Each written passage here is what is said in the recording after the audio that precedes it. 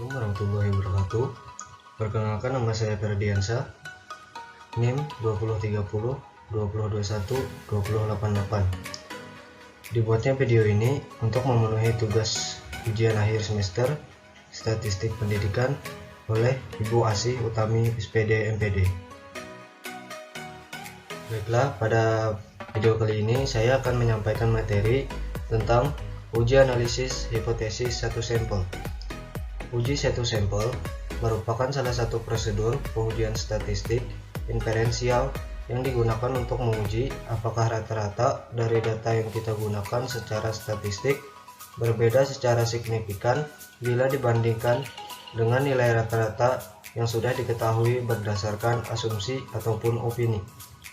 Karena uji ini hanya melibatkan satu kelompok sampel, kita akan melakukan pengujian nilai rata-rata sampel tersebut terhadap nilai rata-rata pada hipotesis 0. Sederhananya, kita akan menguji nilai rata-rata sampel atau statistik dengan rata-rata populasi atau parameter. Selanjutnya, uji satu sampel biasa digunakan untuk menguji hal-hal berikut. Yang pertama, perbedaan rata-rata antara sampel dan nilai rata-rata yang digunakan pada hipotesis. Yang kedua, perbedaan rata-rata antara sampel dengan nilai median dari sampel yang kita uji. Yang ketiga, perbedaan rata-rata antara sampel yang kita gunakan dan nilai peluangnya. Dan yang terakhir, yang keempat, perbedaan statistik antara nilai perubahan dan titik nol.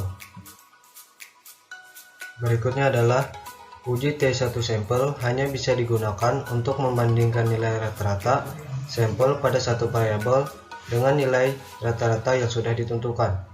Jika Anda ingin membandingkan rata-rata lebih dari satu kelompok, Anda bisa menjalankan uji T sampel independen atau untuk membandingkan rata-rata dari dua kelompok atau ANOVA satu arah untuk membandingkan nilai rata-rata dari dua kelompok atau lebih.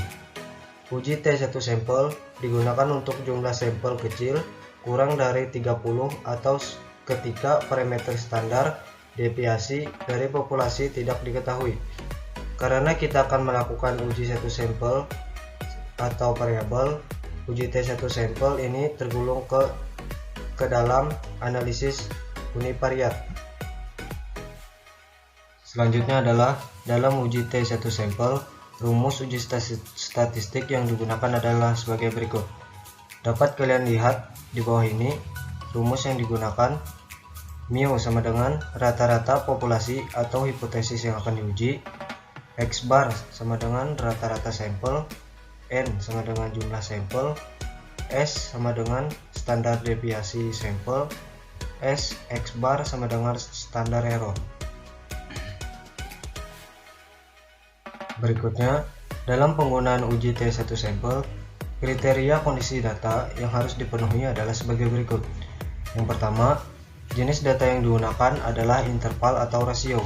Yang kedua, sampel yang terpilih dari populasi harus bersifat random.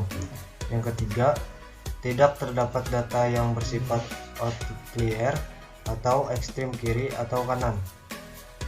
Dan yang keempat adalah varians dari sampel dan populasi bersifat homogen. Selanjutnya adalah contoh uji T1 sampel. Anggaplah kita akan melakukan pengujian tinggi badan dari 20 siswa SMA berdasarkan literatur terdahulu.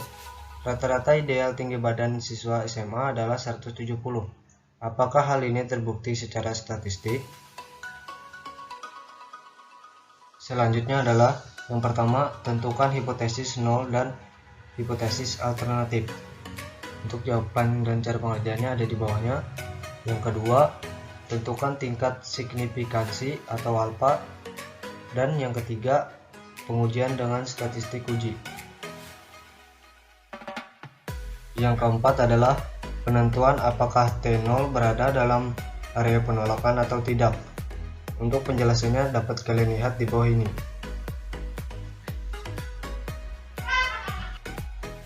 Nah, berdasarkan hasil pengujian di atas, bisa kita simpulkan bahwa kita gagal untuk menolak H0 Atau bisa disimpulkan juga bahwa tidak terdapat cukup bukti untuk menolak H0. Artinya, dengan tingkat kepercayaan sebesar 95%, rata-rata tinggi badan siswa SMA adalah 170 cm.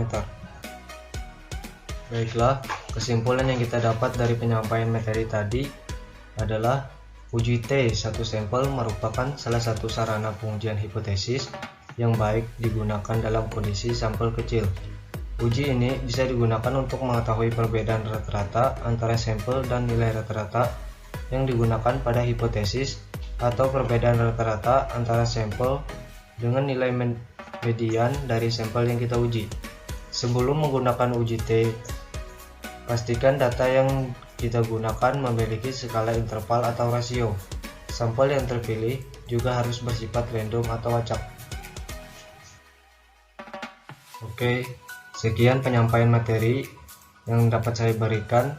Mohon maaf apabila terdapat banyak kesalahan. Wassalamualaikum warahmatullahi wabarakatuh.